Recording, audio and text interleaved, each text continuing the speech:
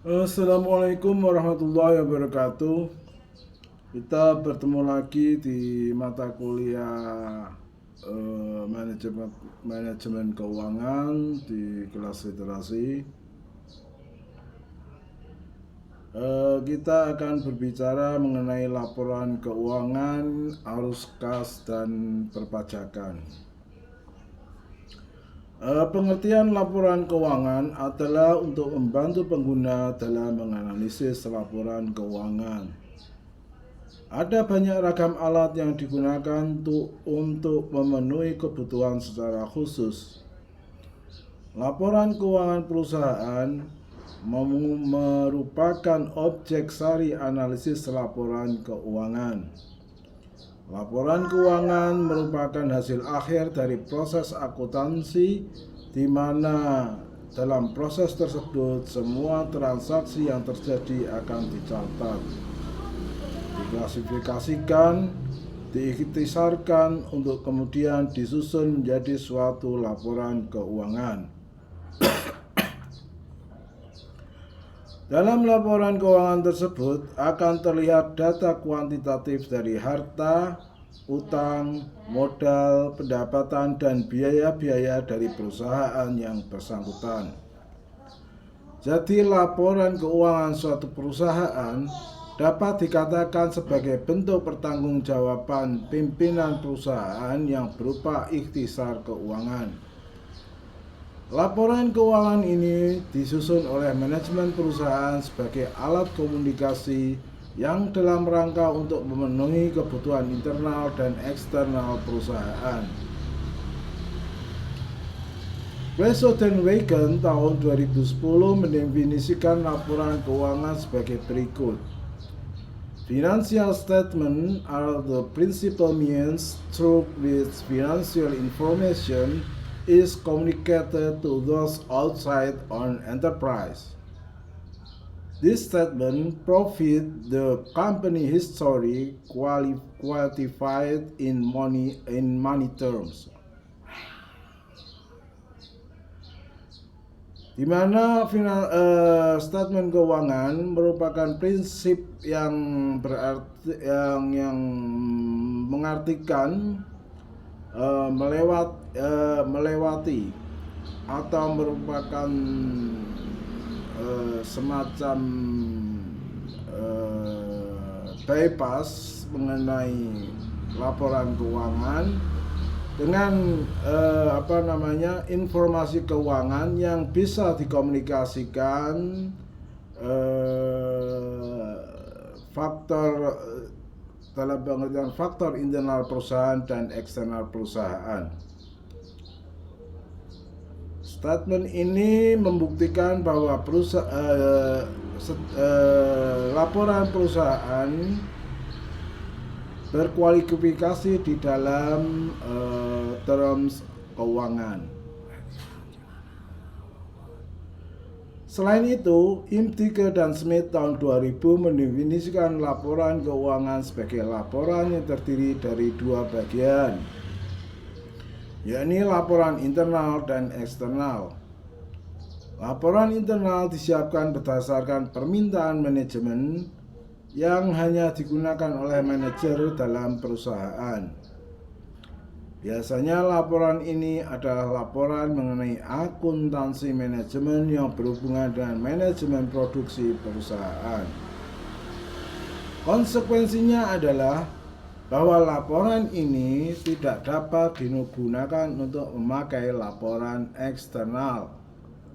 Laporan eksternal didesain dan disiapkan secara spesifik untuk penggunaan oleh para pengguna eksternal seperti kreditor dan para pemegang saham. Jadi perbedaannya adalah dalam laporan internal, keseluruhan laporan keuangan perusahaan hanya bisa disampaikan atau dikirimkan atau dibincangkan atau didiskusikan di dalam internal perusahaan. Sementara untuk laporan eksternal didesain atau disiapkan secara khusus untuk para pengguna eksternal atau seperti kreditor dan para pemegang saham, dengan semacam izin terbatas dalam pengertian bahwa laporan keuangan yang disampaikan kepada kreditor dan para pemegang saham hanyalah deskripsi secara umum yang dianggap perlu untuk para kreditor dan para pemegang saham. Jadi tidak secara detail atau terperinci seperti yang ada dalam laporan yang dibuat untuk internal perusahaan. Fungsi dan tujuan laporan keuangan. Standar akuntansi keuangan atau SAK telah menjelaskan tujuan dari suatu laporan keuangan, yaitu adalah untuk memberikan yang pertama adalah informasi yang dapat dipercaya mengenai aktiva dan kewajiban mengenai modal suatu perusahaan. Yang kedua, informasi yang dapat dipercaya mengenai perubahan dalam aktiva bersih atau aktiva yang telah dikurangi kewajiban semacam pajak penghasilan atau pajak perusahaan. Suatu perusahaan yang timbul dari kegiatan usaha dalam rangka memperoleh laba. Informasi yang membantu para pemakai laporan keuangan dalam menaksir potensi perusahaan untuk menghasilkan laba. Yang keempat, informasi penting lainnya mengenai perubahan dalam aktiva dan kewajiban seperti suatu perusahaan, seperti informasi mengenai aktivitas pembiayaan dan investasi. Jadi perlu digarisbawahi bahwa informasi yang perlu disampaikan dalam perubahan aktiva adalah informasi mengenai aktivitas pembiayaan atau dalam pengertian laporan keuangan yang masuk dalam pembukuan laporan keuangan internal, dan laporan pembukuan mengenai pengeluaran uang yang ada di dalam aktiva atau di dalam catatan laporan keuangan perusahaan. Yang kelima, mengungkapkan lebih jauh informasi lainnya berhubungan dengan laporan keuangan yang relevan untuk kebutuhan pemakai laporan, seperti informasi mengenai kebijakan akuntansi yang dianut oleh perusahaan. Ini biasanya berkaitan dengan pembagian saham atau laba usaha kepada para kreditor. Misalkan meskipun suatu perusahaan mendapatkan earning atau laba perusahaan yang cukup tinggi, tapi dalam rapat komisaris perusahaan atau para pemegang jabatan yang berhak menentukan keputusan suatu investasi yang berasal dari kreditor dan para pemegang saham, apakah laba akan dibagikan atau tidak, itu nantinya akan didiskusikan atau dirapatkan dalam rapat umum pemegang saham, di mana dividen nanti bisa jadi tidak diberikan kepada para pemegang saham dan kreditor, akan tetapi digunakan sebagai biaya penambahan modal untuk pengembangan perusahaan lebih lanjut. Ya.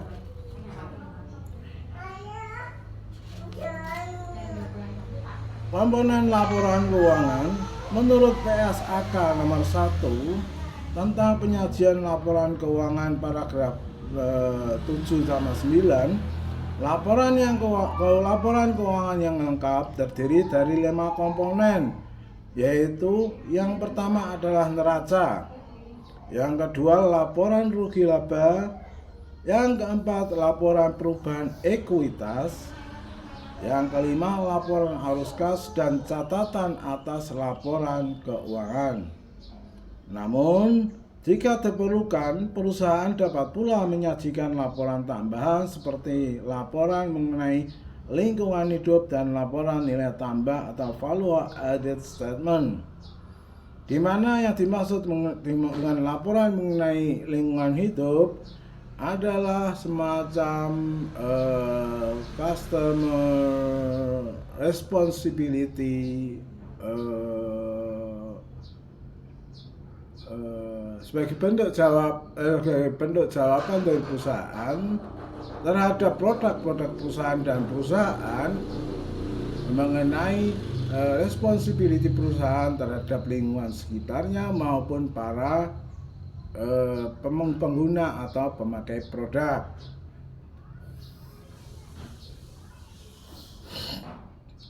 Neraca dapat kita jabarkan sebagai laporan keuangan yang menunjukkan apakah suatu bisnis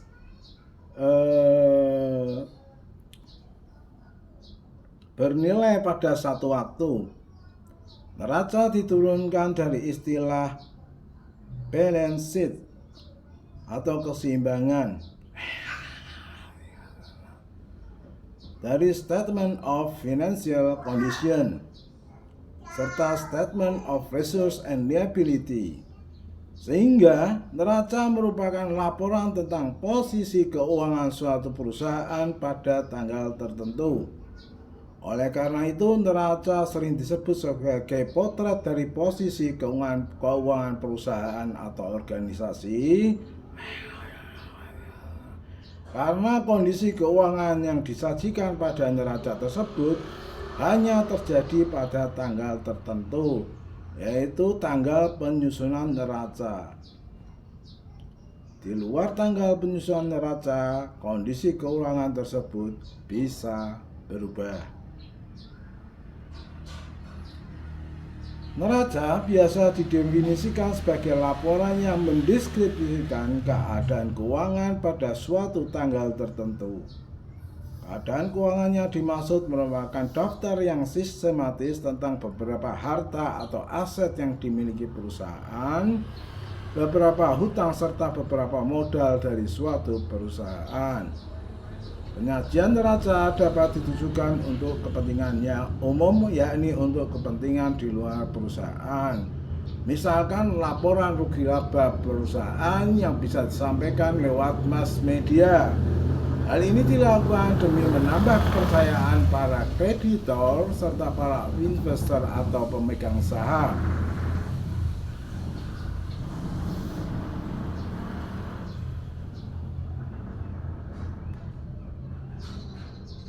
Penyajian neraca ini yang ditujukan untuk kepentingan umum di luar perusahaan seperti kreditur, lembaga pemerintahan, dan masyarakat umum, maupun untuk kepentingan khusus yang bersifat intern bagi kepentingan manajemen dalam pengertian sebagai sarana analisis dan evaluasi manajemen yang digunakan dalam pengelolaan keuangan yang telah dilakukan untuk membuat rencana anggaran atau rencana anggaran kegiatan tahunan atau rencana anggaran keuangan tahunan yang akan dibuat di periode berikutnya.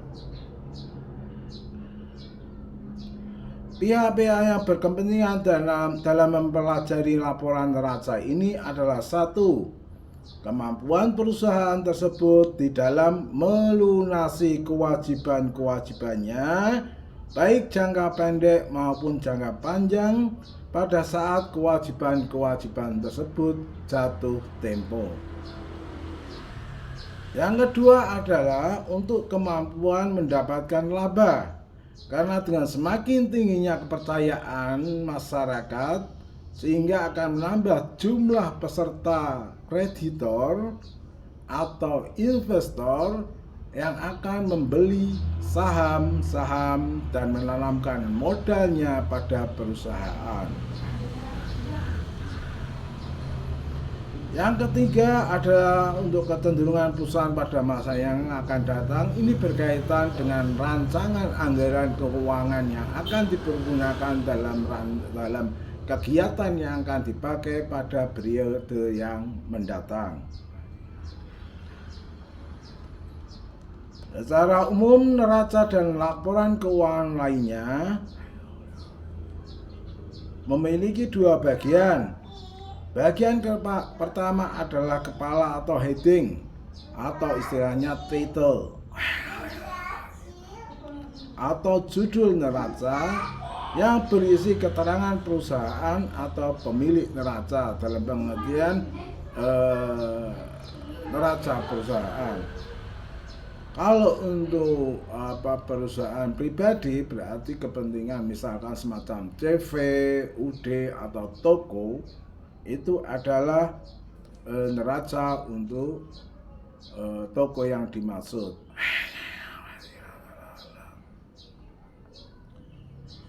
Bagian kedua adalah batang tubuh neraca yang berisi muatan informasi yang perlu disajikan. Pelaporan neraca dapat disajikan dalam bentuk horizontal maupun bentuk vertikal. Dengan mengabaikan penggunaan format tersebut, jumlah aktiva harus selalu sama dengan jumlah kewajiban dan ekuitas pemilik. Sisi kiri dari neraca terdiri dari seluruh aktiva yang harus sama dengan sisi kanan dari neraca.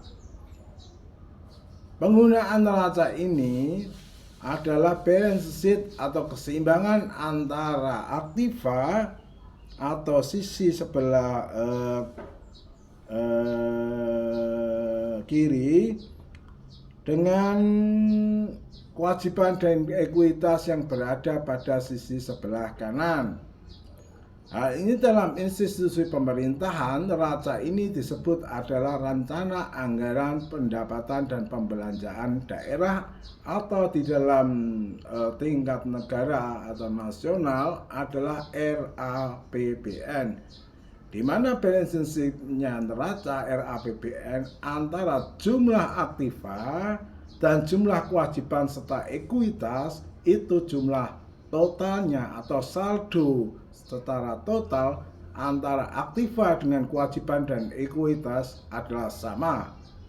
Misalkan aktiva saldo total berjumlah 1.000 dalam hitungan triliun, maka jumlah kewajiban dan ekuitas di sebelah kanan itu adalah juga 1.000 dalam hitungan triliun. Apakah yang dimaksud dengan kewajiban di neraca sisi sebelah kanan adalah yang berupa kewajiban membayar utang.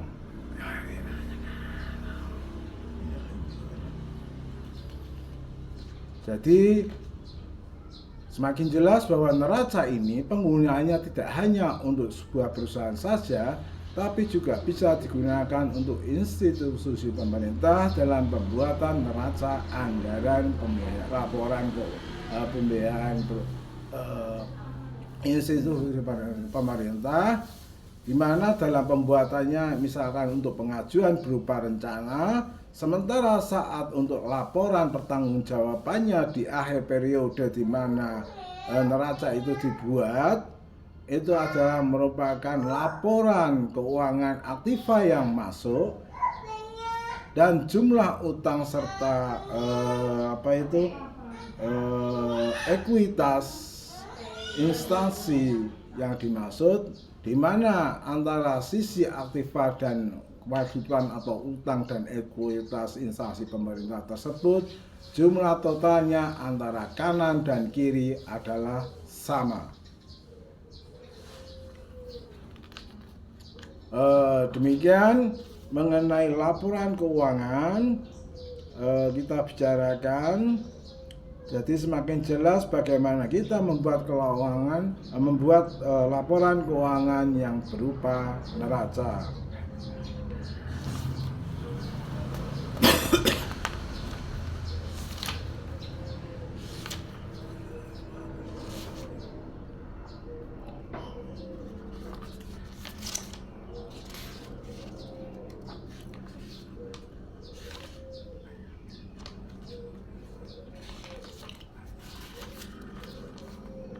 Kemudian yang berikutnya adalah mengenai laporan pembukuan dalam pengertian pembukuan laporan rugi laba. Laporan laba rugi atau rugi laba merupakan laporan pendapatan dan beban selama periode waktu tertentu berdasarkan konsep penandingan atau matching konsep.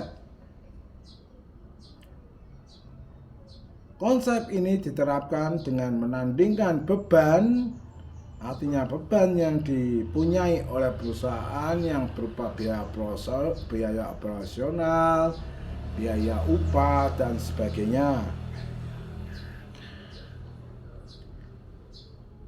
dengan pendapatan yang dihasilkan selama periode terjadinya beban tersebut. Jadi dalam jangka satu waktu periode penghitungan laporan laba rugi yang biasanya dalam satu periode itu merupakan 1 tahun atau 12 bulan, berapa biaya yang menjadi beban perusahaan selama setahun itu, mulai dari biaya produksi, biaya upah, biaya operasional, biaya transportasi, akomodasi, dan sebagainya yang dikeluarkan oleh perusahaan selama setahun, itu dihitung dan kemudian ditandingkan atau dalam pengertian dibandingkan dengan jumlah pendapatan yang dihasilkan atau didapatkan dari penjualan produk yang dipunyai oleh perusahaan selama setahun.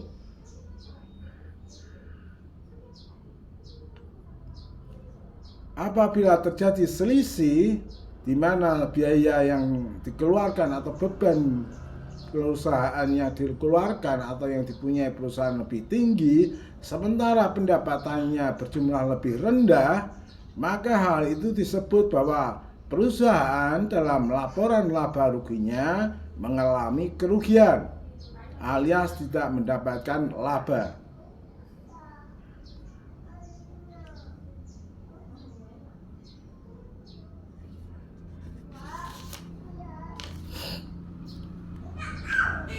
Di mana dalam laporan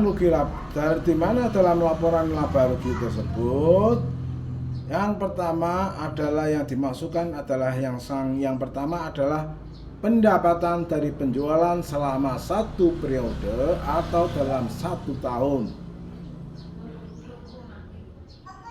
Yang kedua adalah harga pokok penjualan. Pengertiannya adalah penentuan harga pokok penjualan di mana belum tentu dalam satu periode atau dalam 1 tahun harga pokok penjualan itu sama. Ini dikarenakan dengan kemungkinan atau kepastian adanya perubahan di dalam membeli atau mendapatkan harga bahan baku dengan jumlah harga yang tetap atau konstan. Karena bisa jadi bahwa biaya bahan baku atau biaya pembelian bahan baku itu akan berubah-ubah, dan kecenderungannya secara umum memang akan terjadi perubahan-perubahan atau berubah harga yang akan digunakan untuk pembelian biaya bahan baku. Di samping itu untuk menentukan harga pokok penjualan adalah biaya operasional perusahaan, di mana di sini yang dimaksud adalah biaya penggunaan mesin. Dalam pengertian penggunaan mesin di sini ada semacam seperti untuk pembayaran PLN atau bahan bakar yang digunakan untuk menggerakkan mesin produksi. Kemudian yang kedua adalah biaya upah karyawan, karena bisa jadi kemungkinan karena meningkatnya jumlah demand atau permintaan yang terpaksa membuat perusahaan itu menambah jumlah karyawan yang bersifat kontrak atau honorer yang dibutuhkan hanya pada saat produksi di bulan produksi itu atau di masa produksi tersebut di dalam satu periode perusahaan yang tidak bersifat konstan dari bulan ke bulan, sehingga biaya operasionalnya bisa jadi menjadi lebih tinggi.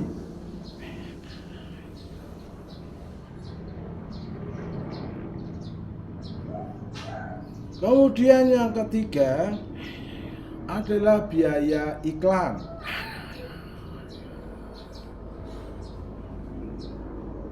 Biaya iklan atau promosi suatu produk, terutama produk yang baru atau diterbarukan dalam pilihan produk lama yang tidak laku yang kemudian direkondisi atau diperbaiki menjadi lebih bagus kualitasnya, itu juga menambah jumlah beban biaya operasional, di mana hal itu akan menentukan harga pokok penjualan.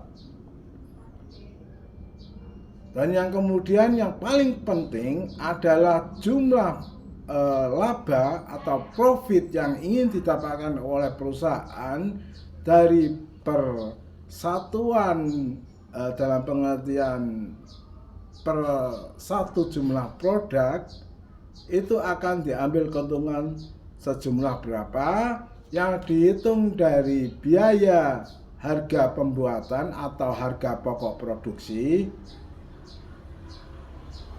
harga HPP, yang kemudian apabila HPP itu setelah diperhitungkan dari biaya operasional, pembelian bahan baku, biaya produksi itu sama biaya upah. Kemudian misalkan sudah ditentukan harga pokok produksinya sejumlah 1.000, kemudian perusahaan memperkirakan bahwa keuntungan perusahaan maksimal yang bisa didapatkan adalah 40%, maka dihitungkan bahwa harga pokok penjualan adalah 1.000 dikalikan 40%, di mana akan ketemu harga pokok penjualan sebesar Rp1.400 per satu produk. Dan itu akan dikalikan dengan jumlah produk yang diproduksi dalam satu masa periode. Apabila dalam satu periode misalkan dibuat per kuartal atau per 4 bulan, di mana jumlah produksi yang dihasilkan sejumlah katakanlah 1 juta produk selama produk produksi selama 1 kuartal, maka tinggal dikalikan jumlah pendapatan yang masuk adalah 1.400 kali 1 juta. Jadi akan ketemu bahwa pendapatan selama kuartal pertama adalah sejumlah 1,4 juta.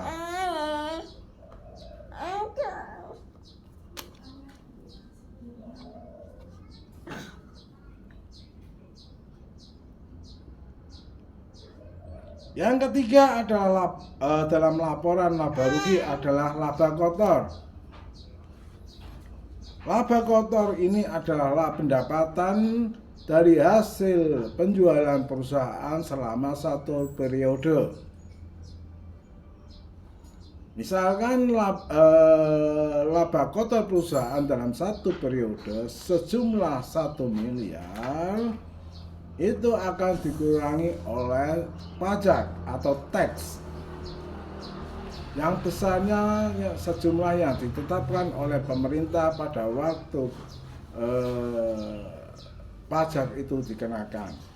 Misalkan pada waktu pada pemerintahan pada tahun 2004, tax yang dikenakan sejumlah 20% atau maksimal 40% dari suatu perusahaan, maka laba kotor itu akan dikurangkan dari jumlah pendapatan atau penjualan yang dihasilkan oleh perusahaan selama 1 periode atau 1 tahun tadi. Dari pengurangan tax itu akan menjadi laba bersih perusahaan. Yang keempat adalah beban operasi atau biaya operasi. Kebanyakan perusahaan dagang mengklasifikasikan beban operasi sebagai beban penjualan atau biaya administrasi. Ini kebanyakan perusahaan. Beban yang timbul secara langsung dalam rangka penjualan barang. Di sini berkaitan adalah dengan beban yang dikeluarkan yang berkaitan dengan moda transportasi atau pengiriman barang atau produk perusahaan yang dikirimkan ke distributor, agen atau pengecer produk perusahaan. Sementara beban biaya operasi tetap yang jelas adalah beban biaya produksi.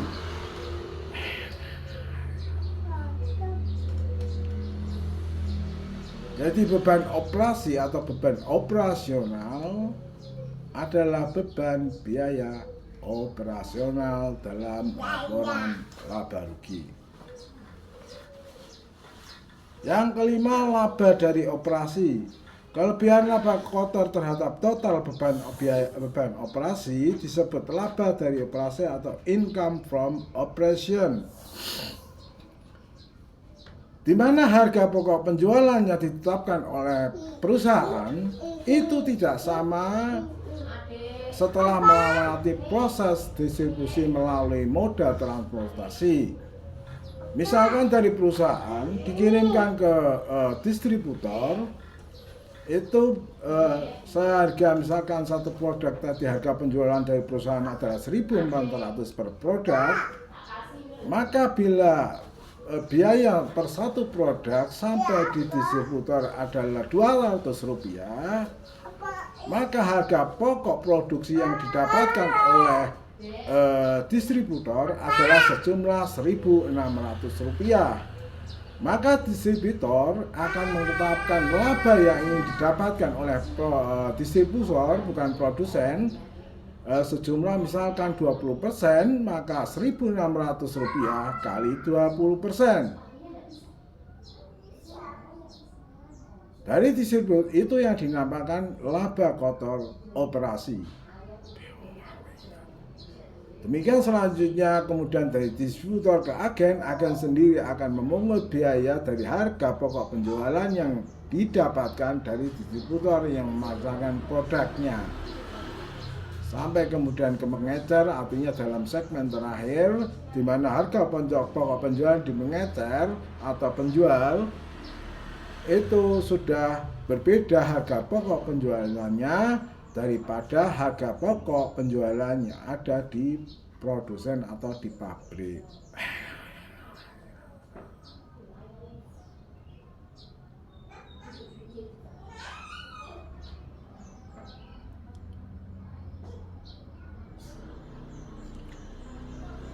Angka terakhir pada laporan laba rugi disebut laba bersih net atau net income atau kerugian bersih atau net loss, yang merupakan kenaikan bersih atau penurunan bersih terhadap ekuitas pemilik sebagai akibat dari aktivitas penciptaan laba selama periode yang bersangkutan. Demikian kuliah manajemen keuangan sesi kedua mengenai laporan keuangan dan arus kas. Untuk masalah perpajakan tadi secara sedikit saya sampaikan yang kita dapatkan di dalam laporan laba rugi, bahwa perpajakan di dalam perusahaan adalah laba kotor atau pendapatan penjualan yang diterima oleh perusahaan dikurangi pajak atau tax yang dikenakan oleh perusahaan dari pemerintah. Sekian, terima kasih. Wassalamualaikum warahmatullahi wabarakatuh.